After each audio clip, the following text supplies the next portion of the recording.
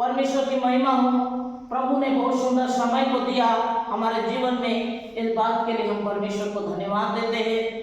मेरे प्रियो, जो प्रकार से शरीर को चलाने के लिए, सांसारिक शरीर को चलाने के लिए भोजन की आवश्यकता होती है, वैसे आत्मिक शरीर को चलाने के लिए प्रार्थना का आवश्यकता है। जहां प्रार्थना चल रहा है वहां एक आग, क्योंकि इंग्लिश का एक वर्ड है, you look to me, I look to you. तुम मुझे देखो, मैं तुम्हें देखता हूं। जो उनका आदर करते हैं उनका वो भी आदर करते हैं, जो उनका सम्मान करते हैं उनका वो भी सम्मान करते हैं। इसीलिए हम उनका सम्मान करें और परमेश्वर की महिमा आनंद के साथ में करें। कई ऐसे परिवार प्रभु के भय को ना मानते हुए, मैं बहुत सारे पुराने ईसाई परिवार में भी मैं गई हूँ, प्रार्थना की हूँ। कई ऐसे लोग नशा पानी, गलत आदत आचरण, गंदगी में प्रार्थना नहीं जाना, आराधना नहीं करना, परमेश्वर के भय को नहीं मानना, उनकी आज्ञाओं को नहीं मानना, एक प्रकार से जीवन यापन करते आए हैं। प्रभु यीशु मसीह को अपने धरोहर बोलते हैं, बपौती।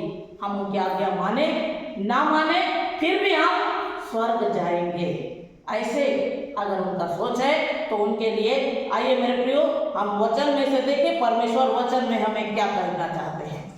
मत्ती रचित सुसमाचार 19 अध्याय उसके 30 पद में लिखा है, पहले पीछे किए जाएंगे।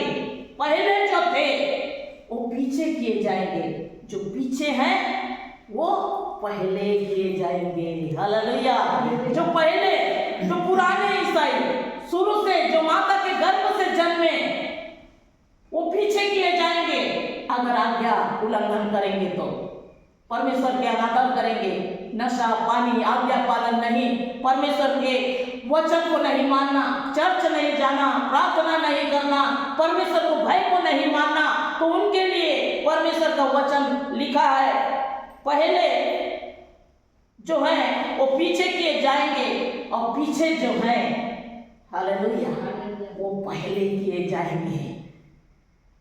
क्योंकि परमेश्वर उन्हीं के द्वारा चिन्ह चमत्कार करेगा, परमेश्वर उन्हीं के द्वारा अपने आश्चर्य कर्म को करेगा, परमेश्वर उन्हीं के द्वारा अपने आशीषमय हाथ को बढ़ाएगा। मत्ती रचित सुसमाचार 25 अध्याय 1 से 25 में लिखा है 10 कुंवारी के विषय में। उसमें 5 मूर्ख थे और 5 चतुर। हालेलुया। जो 5 मूर्ख थे उन्होंने अपने मसाल को ले लिया, लेकिन तेल को नहीं ध्यान दिया कि इसमें तेल है कि नहीं। जब महाराजा आया तो उस समय उसने क्या किया, मसाल जला तो लिए लेकिन वहां तक पहुंच नहीं पाए। जब महाराजा स्वर्ग में आए, बाजा बजाते, ढोल बजाते, जब बाराती आते हैं तो कैसे आते हैं, चुपचाप नहीं आते। जब वो आए तो उस समय ढोल और मंजीरा आवाज को सुन गए। वो 5 मूर्ख मसाल तो जला लिए लेकिन तेल का ध्यान नहीं दिए। प्रार्थना का जीवन, आराधना का जीवन, परमेश्वर की संगति का जीवन, परमेश्वर का भय का जीवन, आज्ञा पालन का जीवन अगर नहीं है तो वो मूर्ख स्त्री के समान होगा।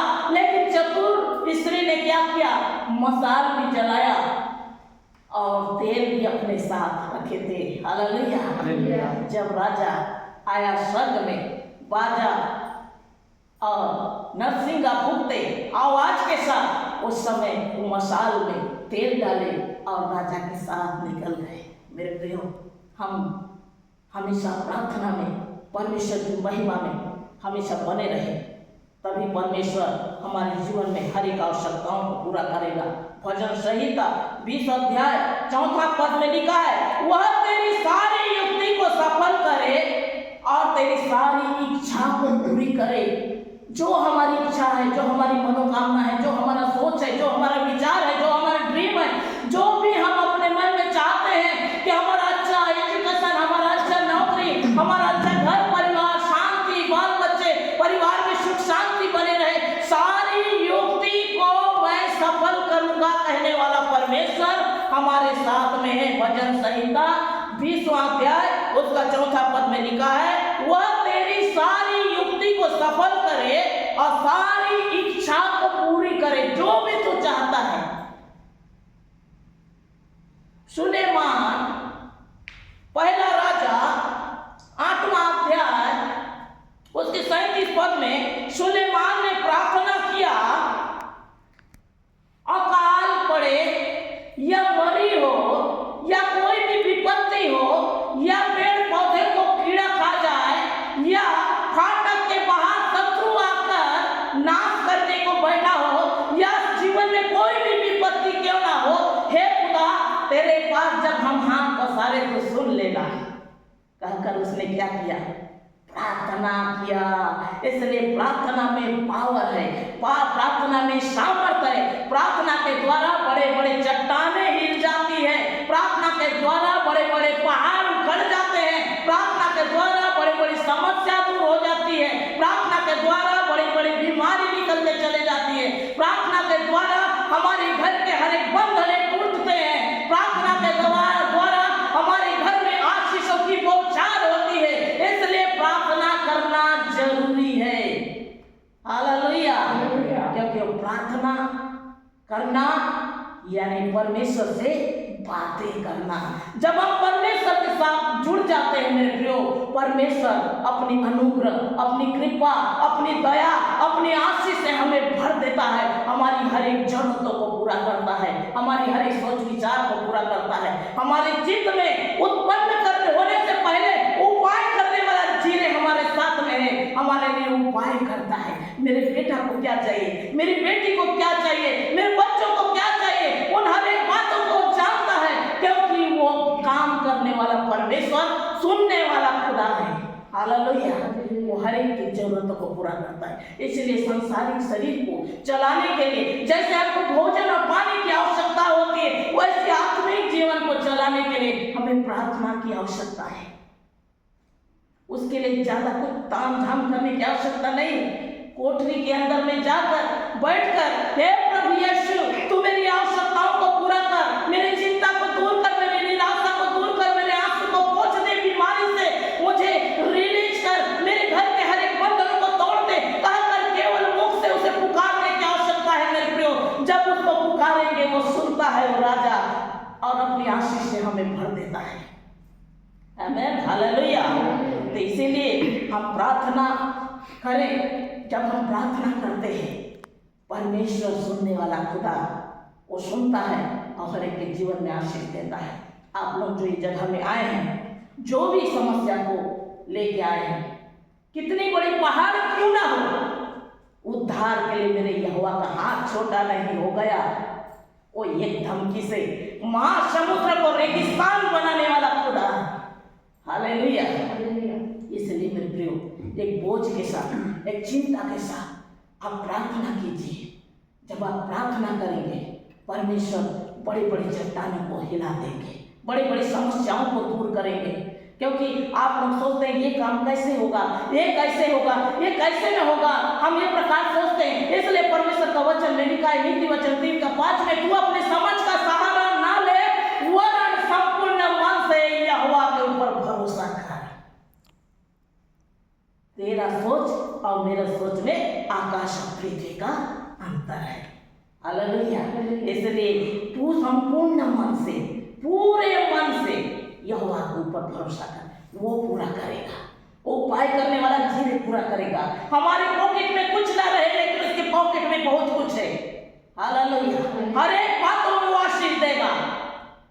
उसके लिए कोई बात कठिन नहीं, उसके लिए कोई बात असंभव नहीं है। इसलिए मत्ती नचित सुसमाचार 7वां अध्याय पहला पद लिखा है, मांगो तुम्हें दिया जाएगा, जब तक हम मांगेंगे नहीं तो हमको मिलेगा नहीं। मुंह को पसार तो मैं भर दूंगा कहने वाला खुदा हमारे साथ में है। हम अपने होठों को खोले, परमेश्वर से मांगे, ये यीशु तू मेरी यह मनोकामना पूरा कर, मेरी इच्छा को पूरा कर। मेरी गवाही देने का उद्देश्य ये है कि परमेश्वर कैसे बड़े बड़े काम करते हैं, जो मनुष्य के लिए, डॉक्टर के लिए असंभव बात थी, लेकिन परमेश्वर के लिए संभव थी। इसलिए गवाही रखने के लिए परमेश्वर ने कहा। मेरे प्रियो, हम परमेश्वर के पास एक नम्रता के साथ, एक धीरज के साथ, विश्वास के साथ जब हम जाएंगे, परमेश्वर काम करना शुरू करेगा। क्योंकि परमेश्वर का वचन में लिखा है, प्राचीन काल में ऐसे ईश्वर ना सुना गया ना देखा गया जो बाट जोहने वाले के लिए काम करे। बाट जोहना अर्थात प्रार्थना करना, प्रभु तू मेरे लिए ऐसे करना, प्रभु तू मेरे लिए ऐसे करना। उसके विश्वास, उसकी आस्था, उसके कर्म के द्वारा परमेश्वर उसके जीवन में प्रतिफल देगा। क्योंकि वो जिंदा हुआ है, मृत्यु से जी उठा परमेश्वर है। हालेलुया। इसलिए मेरे प्रियो, हम आत्मा मन सच्चाई से परमेश्वर से प्रार्थना करें। संसारिक व्यक्ति जैसे संसार की खोज में लगते हैं, हम आत्मिक व्यक्ति हैं, वे आत्मिक लोग हैं। इसीलिए हम आत्मा की बातों पर मन लगाएं, क्योंकि परमेश्वर आत्मा है। एक दिन रेप्चर होगा, प्रभु के लिए हम सब उठा लिए जाएंगे। जैसे 5 कुमारी उठा लिए गए, वैसे हम उठा लिए जाएंगे। उस दिन संसार के बाकी लोग देखते रह जाएंगे, अरे धूप में कहाँ जा रहे हैं, ये परेशान होके कहाँ जा रहे हैं, ये बारिश में कहाँ जा रहे हैं, ये ठंडी में बैठ के क्या कर रहे हैं। एक दिन उन्हें पता चलेगा जब रेप्चर होगा, जब उठा लिए जाएंगे परमेश्वर के स्वर्ग राज्य में, हम उठा लिए जाएंगे। उस दिन उनको पता चलेगा कि क्या कर रहे थे। हालेलुया। मेरे प्रियो, हम निरंतर विश्वास के साथ प्रार्थना करें। परमेश्वर जहाँ है यहाँ पर भी हमें आशीष से भर देगा, और जहाँ हमारा घर है वहाँ पर भी आशीष से भरेगा।